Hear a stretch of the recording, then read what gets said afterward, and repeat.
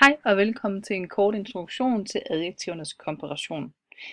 Indtil nu har vi arbejdet med, hvordan man bøjer adjektiverne i person, til og køn. Nu skal det handle om, hvordan man bøjer adjektiverne, når de gradbøjes. Indtil nu har vi brugt adjektiverne i første grads, nemlig positiv formen, men der findes to andre grader, nemlig anden grad komparativ og tredje grad superlativ. Det vil altså sige, bare lige for at riste op.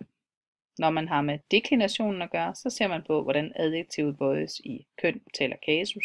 Og her er det, vi har anvendt den stærke bøjning, den svage bøjning og den blandede bøjning. I komparationen, som du kan se herovre, der bøjes adjektivet i første grad, som hedder positiv, anden grad, som hedder komparativ, og tredje grad, som kaldes superlativ. Nogle gange er det rent faktisk sådan, at de her to bøjningsformer, det vil sige deklinationen og komparationen, bliver knyttet sammen, og det skal du nok få mulighed for at se et par eksempler på senere hen. Nogle gange kombineres de altså.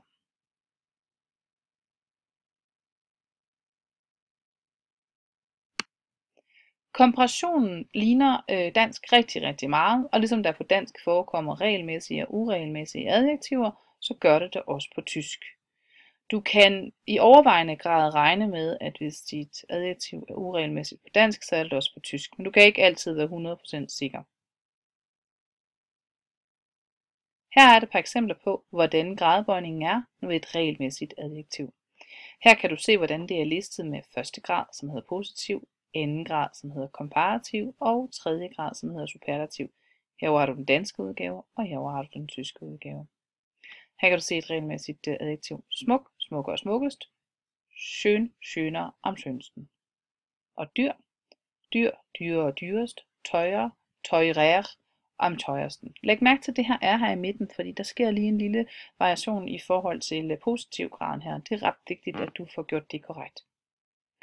Her har du også et eksempel på, hvordan komparationen ser ud ved uregelmæssige verber. Ved uregelmæssige adjektiver. Her har vi meget mere mest i positiv, komparativ, superlativ. På tysk, positiv, komparativ, superlativ, det vil sige første, anden og tredje grad. Viel mere am meisten. Og her er der i stor grad forskel på stammen på ordet. God, bedre, bedst. På tysk bliver det til gut, besser, am besten.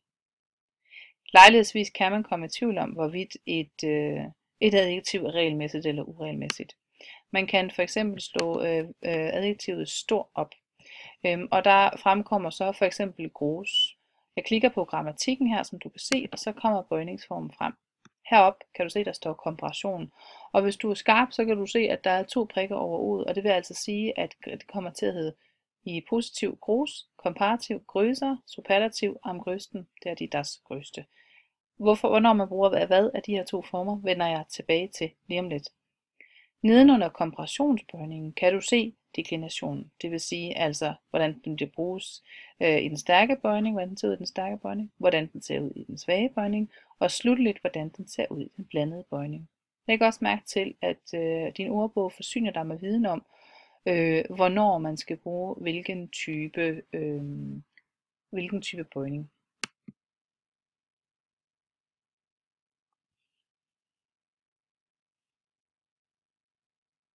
I komparativ tilføjes, det vil sige den anden grad, der tilføjes der altså er på stammen. Det kan du se, her, og det kan du faktisk også se her, og du kan se det heroppe, er.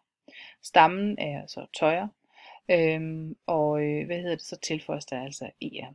I superlativ, som er tredje graden, der tilføjes der st. Men her er noget, der er virkelig centralt. Når adjektivet står prædikativ, altså som omsagsled til grundled, herop kan du se, hvilke verber, der udløser omsagsled til grundledet.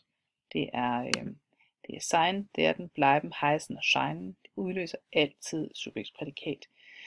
Når det står som suffixprædikat, så står der en artikel, eller en præposition foran, og med en artikel med et bestemt kendeord i en sammentrækning, der hedder am. Det vil stå foran dit adjektiv. Og så således bøjes dit adjektiv efter den svage bøjning, og får derfor en som endelse. Det kan du se her. Jeg lukker lige den her kasse. Her kan du se, at det slutter på en. Hun var smukkest, sie war am schönsten. Og her kan du se, at du har verbet sein i datidsform, altså præteritumsform, og her derfor er det et subjektsprædikat. Man tager altså,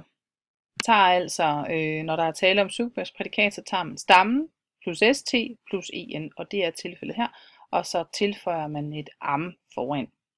En sammentrækning er an plus dem. Sie war am schönsten. Det er en fast vending, som man ikke kan bøje, og så ser den bare ud. Det er ikke til diskussion. Så spørger du sikkert dig selv, hvornår skal jeg bruge am schönsten, og hvornår skal jeg bruge das schönste. Det er jo det, som jeg omtalte lige før, da vi var inde i grammatikken, eller inde i ordbogen, undskyld. Se, hvis det forholder sig sådan, at dit adjektiv ikke står prædikativt, så bøjes det efter de gældende regler. Det vil sige, allerførst så skal man bøje det komparativt, finde ud af, hvilken form det er. Skal det være i positiv? Skal det være i komparativ? Eller skal det være i superlativ form? Og bagefter så skal man kigge på kønnet. Og nu skal jeg flytte den her, så du kan se. Så skal man kigge på kønnet, og så skal man kigge på kasus. Og derfor bliver det til, sie war das schönste Mädchen.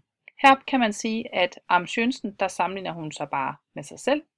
Og her var hun den smukkeste blandt mange piger. Og derfor er der faktisk en slags sammenligning her. Den her form bruger du, når der er sammenligning med sig selv, og den her form bruger du, når der er sammenligning med andre. Her, ja, det er ret vigtigt, at du kan se det her. Formen med am bruges ved sammenligning med sig selv, og formen kan ikke bruges, med am kan ikke bruges foran et substantiv. Så du kan ikke sige, sie war am schönsten Mädchen. Der vil du altså skulle bruge den bestemte artikel, og så vil du bruge dit adjektiv, som du først har kompareret, altså gradbøjet, hvorefter du har tilføjet den endelse, der hører til i adjektivernes bøjning. I de her tilfælde er det den svage bøjning, da der står en artikel foran, en bestemt artikel foran. Så det du skal huske på, når du arbejder med komparation og adjektiver, det er, at der er 3 grader. Første grad positiv, anden grad komparativ, tredje grad superlativ.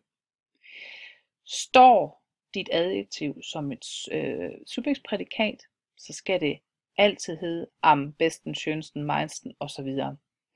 Den her form bruges, når man sammenligner subjektet med sig selv.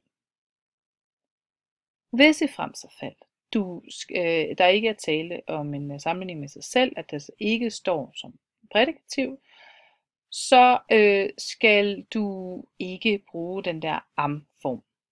Derimod skal du først, det er bare en hurtig opsummering det her, derimod skal du først bøje det i komparation. Du skal finde ud af, hvilken grad skal det være, første, anden eller tredje grad. Herefter skal du tilføje den korrekte endelse, som modsvarer adjektivets deklination. Det vil altså sige, skal jeg bruge den stærke bøjning efter, hvis der ikke er noget kendeord. Skal jeg bruge en blandet bøjning, hvis der står ein, kein eller et possessiv pronomen, eller skal jeg som tilfældet er her bruge den svage bøjning, fordi der står en bestemt artikel foran. Jeg håber, du er blevet klogere på adjektivernes komparation.